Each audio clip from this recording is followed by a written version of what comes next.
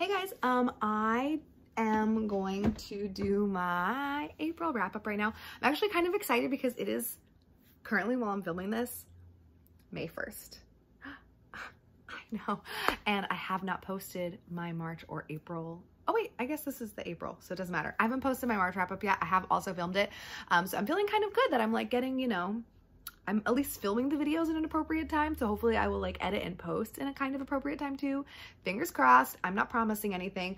So yeah, let's just do the wrap up. And again, I feel like I mentioned this in my last video, that my last wrap up possibly, but I'm going to be doing quarterly book hauls. So I'm not going to talk about any of the books that I purchased. I am going to be talking about the books that I'm getting rid of though. So just really fast, I will go over my books. Oh, I'm going to pause. Actually, well, I'm going to talk about books that I read, books that I'm getting rid of, and then like my balance at the, oh, I guess I didn't like do that. That's okay. Just trust me on my balance sheet. It will be 0. I guess I have to go get these books. Hold on one second. I like forgot that I just decided that I was going to like edit out the part of me standing up and getting the books. And when I sat down after I got the books, I like hit record because I forgot that I left it recording. I'm such a dummy. Okay, so I also forgot to order these. But anyways, and so I will just pause right now and I'm going to insert the winners of my March giveaway. Hey guys, I'm here to do the announcement for the winner of my March favorite book, which was Homeland Elegies. I'm pretty sure it's Homeland Elegies. So I am gonna scoop. Oops, I dropped one. That's not fair to that person.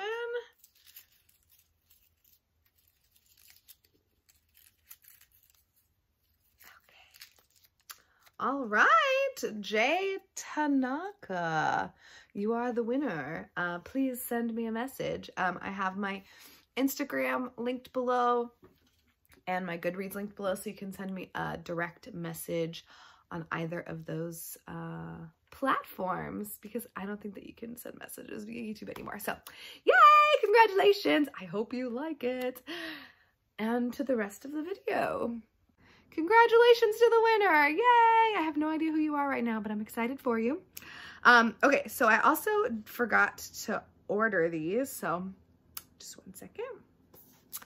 Okay, so first I'm going to talk not really at all about 2 books. Sorry, I'm also having like a really bad allergy attack.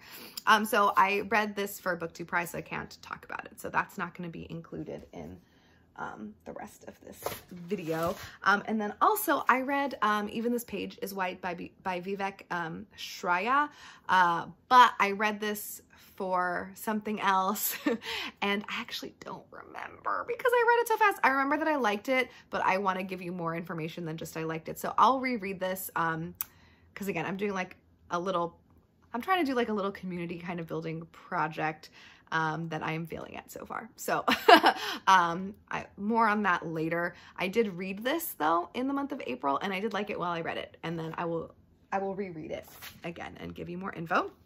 So we'll just, you know, with those ones. So let's talk about books in order of least to most favorite. My least favorite book of the month was Stiff by Mary Roach.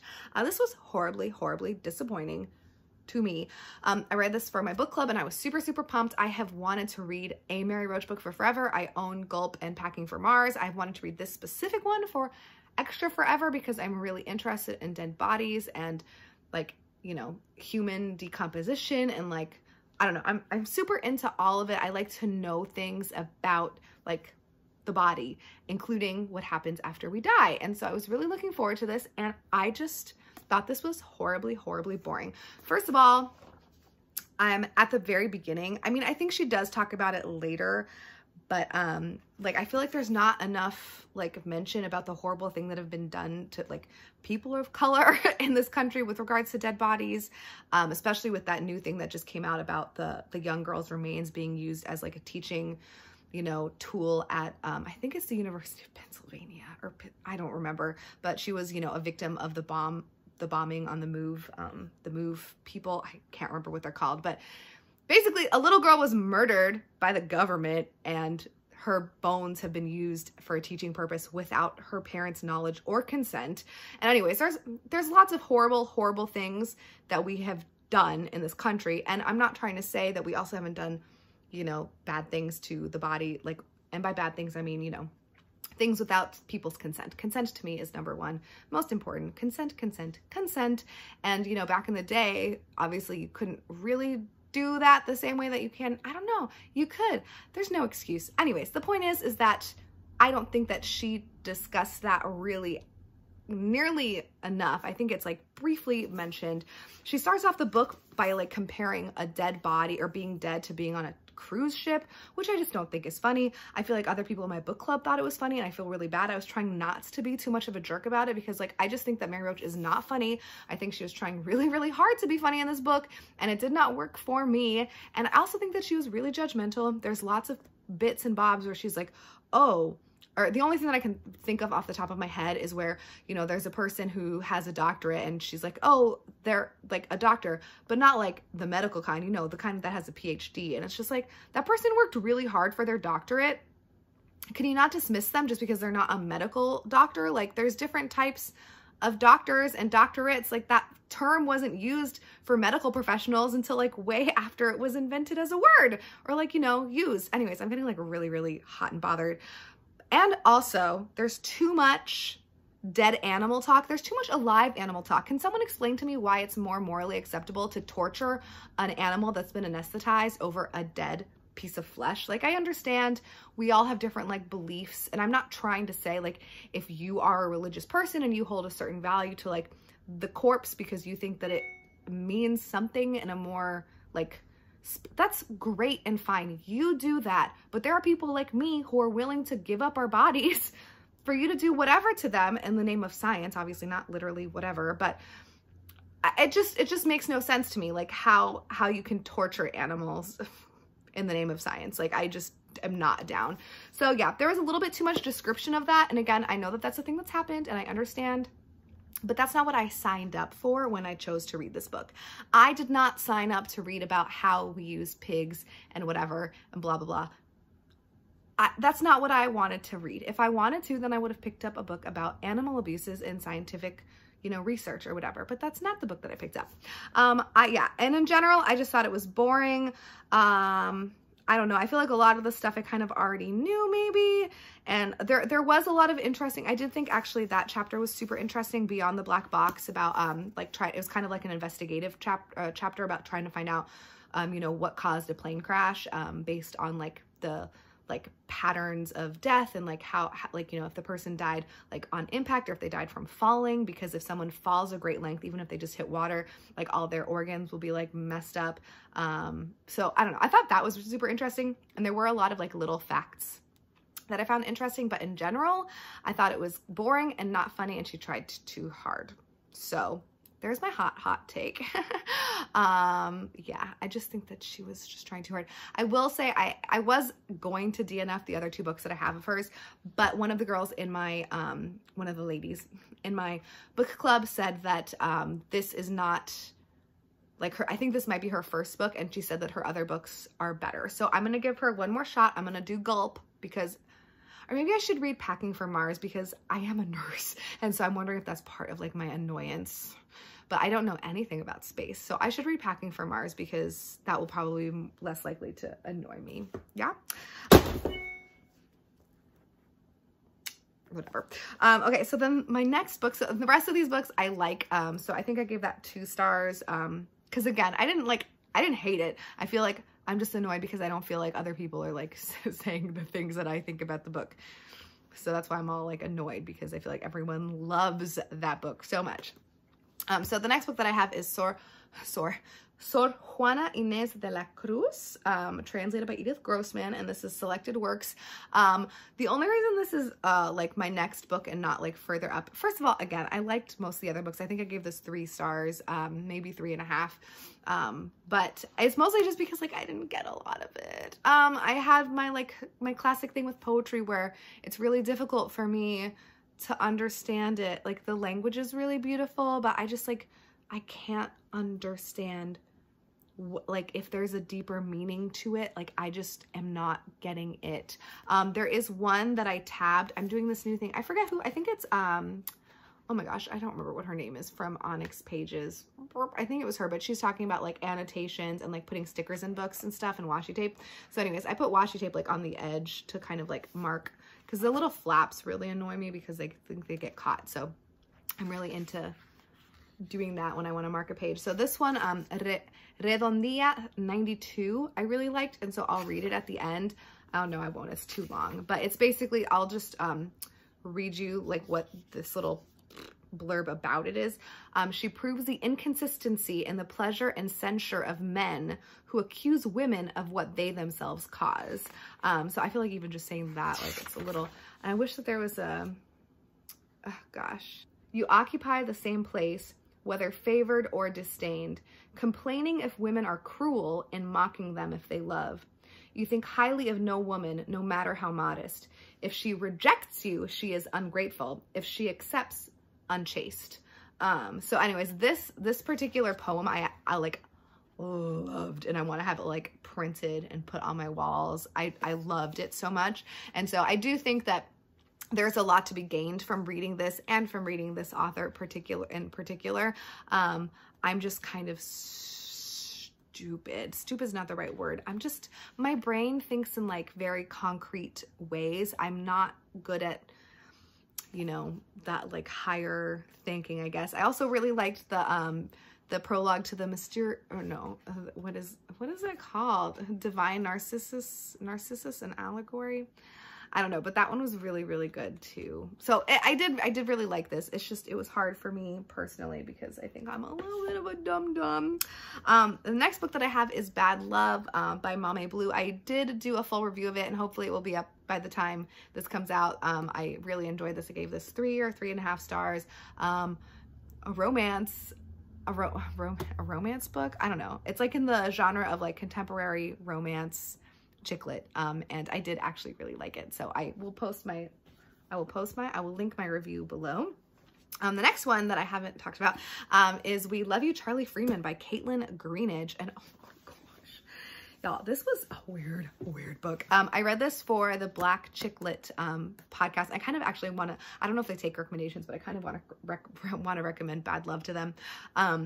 But yeah, so I read this for that podcast so I could listen to them chat about it afterwards. And yeah, this is so weird. So we've got the Freeman family, and it's father, wife, a mom and a dad, and then they've got 2 girls. One is a teenager and one I would say like a preteen, so probably like high school and middle school, I think.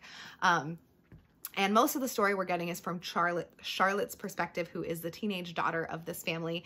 And they are a Black family, and they have been picked by this like research group to come and basically teach a chimp, I think it's a chimp specifically, a chimp sign language, because this research institute is obsessed with chimps and language, and like they think that chimpanzees can speak. And so they want this family to treat this chimp as a part of their family, which, as you can probably guess, has a lot of problems because it's a Black family and there's lots of, you know, this book is so weird and so intense. So I don't even know like what else to say. It is multiple perspectives that we get throughout the book. One of the perspectives that we're getting is from someone whose name I don't quite remember, but she has like a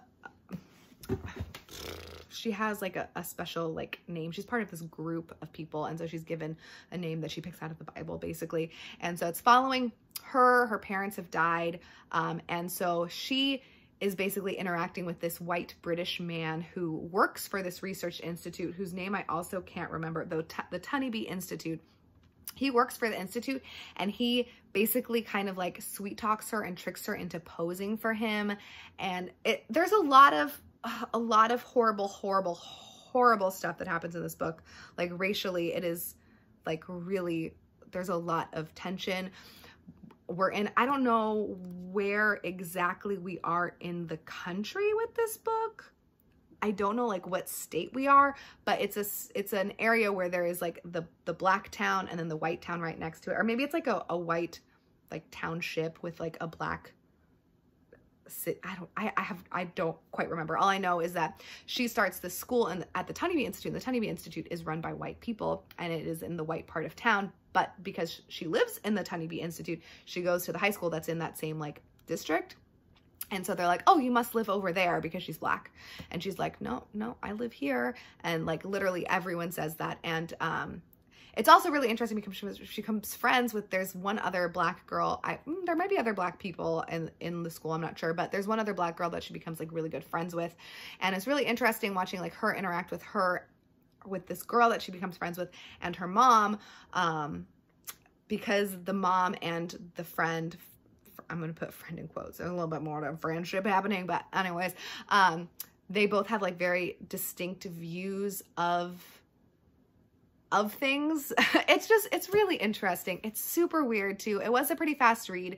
It made me very, there's a lot of extremely uncomfortable things that happen in this book.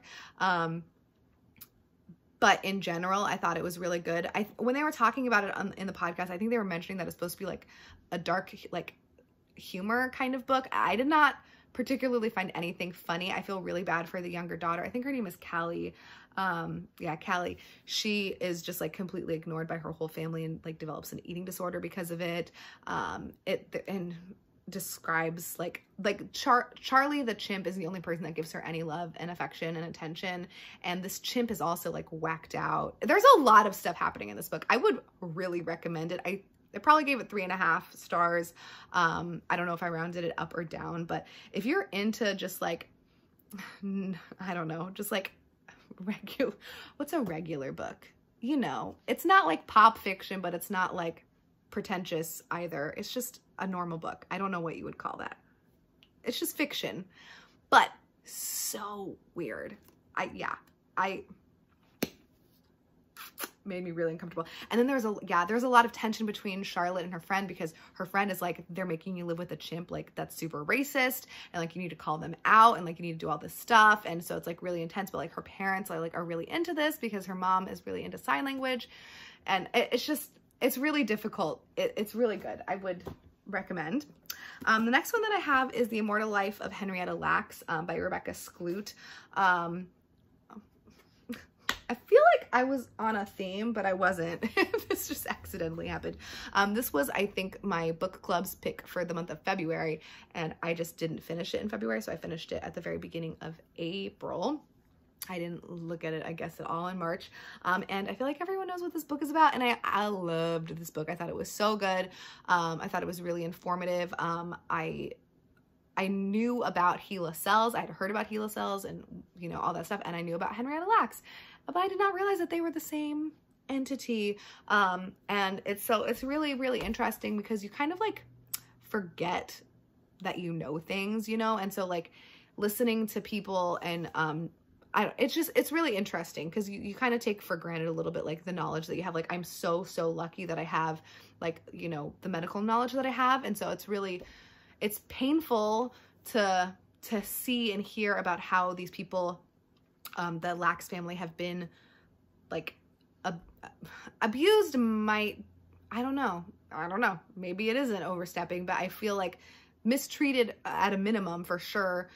And so when these scientists are trying to kind of like explain things to them, I don't know, it's upsetting because oh gosh, I keep getting stupid emails. I don't know. Basically, I think it's really important for scientists and doctors and like anyone that's in some kind of position of authority or power to make sure that the people that you're speaking to understand what's going on. And I guess I'm speaking more to like when Henrietta was getting her treatments. And I know that back then, like I think she probably got the same kind of treatment that other people would have gotten, but it's just like terrible because I don't think that she made a properly informed consent. Like she wasn't informed completely of like the risks of the treatment, because if she knew what the risks of the treatment that she was getting were, she probably would have opted out of it, and she would have just like kind of let it take its natural course as opposed to getting all of this like horrible, I forget what it is, if it's like radiation or what, but they just like burned her so hard, and it's just really sad. It's really, really, it makes me so sad. And I'm glad that this book has happened. I was thinking while I was reading it, are the Lacks family getting any money from this book? And I think that Rebecca Skloot like mentioned that she set up like some kind of a foundation, but I feel like they should be entitled to like a half of her profits at least, because this would not exist without them. And you know, like it's kind of, I don't like the idea of someone like profiting financially over someone else's pain. It's like upsetting. And I know that it happens all the time with like true crime shows and whatever, but it just feels more wrong because of the way this family has been wronged in the past. And yeah, I just thought it was a really, really well told story of the Lacks family and Henrietta's like treatment and like the science kind of behind the HeLa cells a little bit. I feel like she probably could have gotten a little bit more into that, but you know, Rebecca is not a scientist, so you know, she's a journalist, but I really liked it. Oh my gosh. And my favorite book of the month, the book that I'm giving away, if you're interested, is the book of Anna by Carmen Bujosa. I don't know why it's hard for me to say that too. This is translated by Samantha Schnee. And I have not filmed my review of this yet. This was my Indie Press Project book, and I was supposed to film it and post it on the last day of the month of April.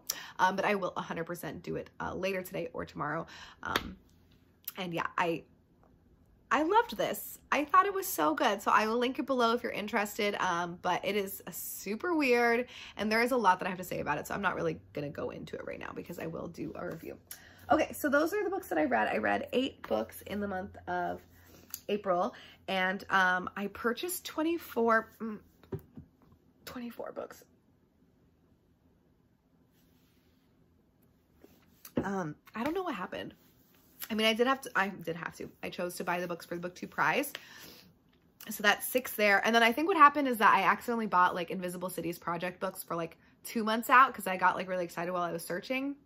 And then I was like, oh wait, I didn't buy any for next month. So then I had to buy the ones for next month too. So whoopsies. So I found a bunch of stuff to get rid of. Let's start with this, my first little pile, the first things that I got rid of.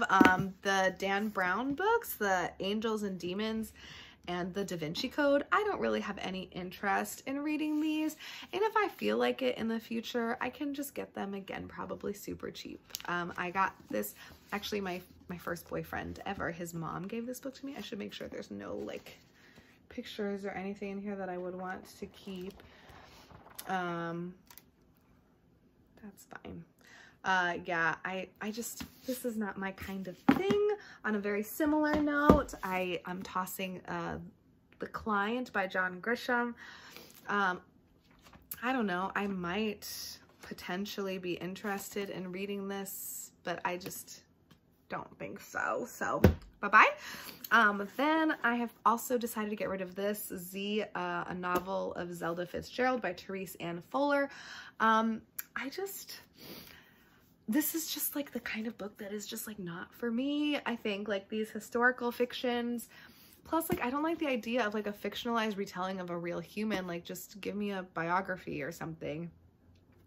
Yeah, I don't know anything about Zelda and I just don't want to. And I think I tried like reading it's like, if I could fit myself into this mail slot here, I'd follow my letter all the way to Hollywood, all the way to Scott, or right up to the door of our next future. I just don't care. Next is Tuesday Nights in 1980 by Molly Prentice, and this is an ARC, an A-R-C. Is that what they're called? ARCs? It's an R. It's an Advanced Reader's Edition. Whatever. I just don't even know how this got into my house, and I just don't think I'm gonna read it. Oh my gosh. Excuse me. Okay, I'm back. Sorry. So those are the like first books that I found that I was like, yeah, whatever. And then these other ones fall into a mix of, oh my gosh, I'm sorry. My nose is just so runny right now. The next one that I have is Above the Waterfall by Ron Rash. Another ARC. I think that I won this in a Goodreads giveaway. Longtime sheriff, just weeks from retirement. Whatever. And then I have this one, which is also another ARC. Shylock Is My Name by Howard Jacobson. This is part of the Hogarth series where people are like doing reimaginings of Shakespeare plays. And yeah, I just, oh my God, my face.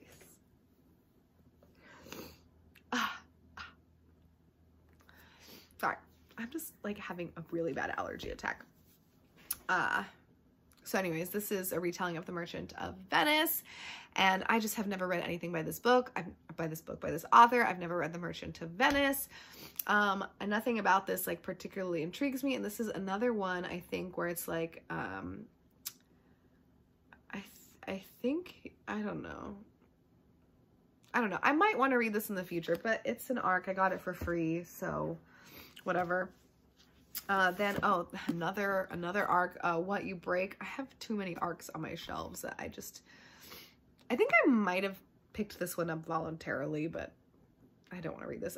By Reed Farrell Coleman, one of the greatest voices in contemporary crime fiction. Nobody does it better. This is another, you know, ex-cop or like cop that, you know, whatever.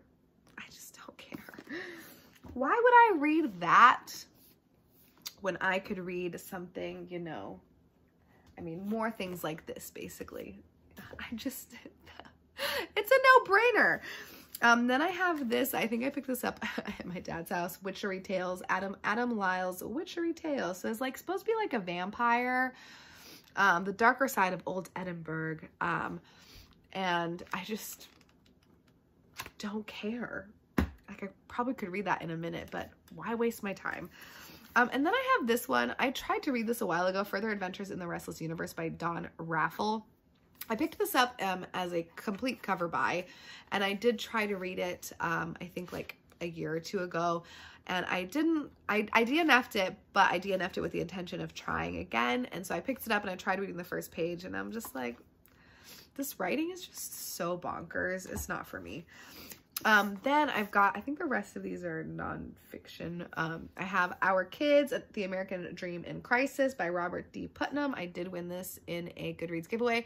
When getting rid of all these books, I always like look on Goodreads to like see what other people have said about it. And, yeah, based on what people have said, I don't think this is for me. There's a really, really well-written review of it. I didn't read the whole review because she got to the point enough at the beginning that I didn't need to, but yeah, not gonna happen. Then I've got Napoleon. The reason that I'm having allergies, to be honest with you, is because I had to look on my shelves for books to get rid of, and these next ones are so dusty. And it's just like all up in my face. So I've got a biography about Napoleon, and it's not that I don't want to know anything about Napoleon, it's that that book is disgusting and I don't care enough. Hold on another second. Thanks for holding. So then I have Europe Since Napoleon by David Thompson. Again, I don't have anything against this. I just don't think that it's actually going to happen. Life is short. Time is precious. I would rather learn about conflicts in more interesting places rather than like learn about Europe. No offense, because I love traveling to Europe and I love being in Europe and I'm like all about it. But like with regards to like learning about another country or like another area, there's more interesting things to learn. Then I've got Sigmund Freud, The Man and His Theories by Gérald Lauzon. Yeah. Undeterred by public indignation by the opposition of orthodox medical circles, blah, blah, blah. It does say an evaluation by Stephen Zweig, which is interesting to me, but not interesting enough. Then I have no, that's not it. Walden. Walden and Civil Disobedience by Henry David Thoreau. I do actually have another copy of Walden, so I'm just getting rid of this. Yeah, again, really old, dusty. Like, look at the sides of that. If it makes me like this, why would I have it? And then this one, charming. La Salle and the Discovery of the Great West. The Discovery of the Great West. I was like, let me take a little peek in here. So I opened it up to try to see if this was something that I might want to read. And let's see, where... The Spaniards discovered the Mississippi. Hold on. Jean Nicolet. He had been some 20 years in Canada, had lived among the savage Algonquians of Allumette Island. Here he became an Indian in all his habits, but remained nevertheless a zealous Catholic, and returned to civilization at last because he could not live without the sacraments. And then when I Googled this author, like, that basically came up that, like, you know, he equates, you know, indigenous people to savages, and, like, you know, his white friends to civilization and whatever. And it's just like, I don't have time. Bye-bye. So those are all the books that I'm getting rid of, and so my balance is at 0. I haven't, like, done my numbers. I need to put all these in, or, like, write them all in my bullet journals to find out, like, page counts and stuff. But those are the books. Yay. So I'm gonna just talk really fast about my 5 favorite movies, which is difficult because I didn't watch a lot. The first movies that I watched in April were on the 16th. I watched Screams 2, 3, and 4, and I'm gonna say that those were 3 of my favorite movies of the month. I love the Scream franchise. I didn't watch, the first Scream because I actually watched that pretty recently, I think. I'm not super recently, like a year ago, but I've definitely seen it like tens of times, and I haven't seen Screams 2 through 4 that much. I've only actually seen Scream 4 one other time, I think. So it was really fun to rewatch them. I can't pick a favorite. I think 3 might be my favorite, you know? Like 3 is so good to me. I love number 3. I mean, obviously number 1 is my favorite, but amongst these, Scream 3 I think is my favorite. We're in Hollywood. It's super ridiculous because Weinstein is the producer, and like there is a character in the movie who is a producer who is like preying on young women and like trying to get them to, you know, give him some sexual favors for like roles. I'm being less vulgar than I was in my head just a second ago, but basically I think it's I don't know if funny is the right word, because again, like everyone knew what Weinstein was doing and they just like let him keep doing it. But I think it's interesting, I guess, that they are mocking him in a movie that he's producing. So, you know, that's fun. And then for our movie marathon, A Pigeon Sat on a Bench Reflecting on Existence. That movie was so good and so weird. Let me see who the director of that is so I can tell you. I think this movie is the movie, oh gosh, I forget who picked it. I forget who picked it, but it's a Roy Andersson movie, and it's Swedish, I believe. And it was so good, except I will say there is a really, I mean, there's a really horribly uncomfortable part towards the end that is like alluding to, you know, white colonizers going into Africa and like, you know, just doing horrible things and like being wealthy and like not really caring about it. So that part was like really hard to watch, but in general, I mean, and even though it was hard to watch, like it was so masterfully done. Like it just was all so well done. So I really liked that. And I think Agnes, because Agnes has watched almost all of Roy Andersson's movies, she said that it's the 3rd movie in like a 3-part series, even though they're not, like, they don't have to be watched in order. It's not like a sequential thing. They just like thematically, I think like the 3 of them kind of go together. And then I also, let's say Black Orpheus was super good. Who is that one directed by? This one is I believe Brazilian, directed by Marcel Camus, and it is a retelling of Orpheus, but like set in Brazil with like samba music and like during Carnival, and oh my gosh, it was so good. I didn't really know anything about the Orpheus like legend, and so Bailey was kind of like telling me kind of like what the general plot of Orpheus is. I definitely need to rewatch this one, but it just was so incredible. The music especially, and like the very last scene with a couple of children, or a few children I should say, just like was chef's kiss. So good. So yeah, that is all that I have to say. Thanks for watching. If you have read any of these, let me know. If you want any of these books that I'm getting rid of and you live in the United States, just let me know and I will hopefully probably send them to you in a timely fashion. Thanks for watching. I hope you guys are well. I'm sorry. I feel like I ranted too much. I can tell because my throat is like, you know, like I went to a concert or something. And it's because I was yelling about that book so much. Oh well, I'll talk to you guys later. Bye.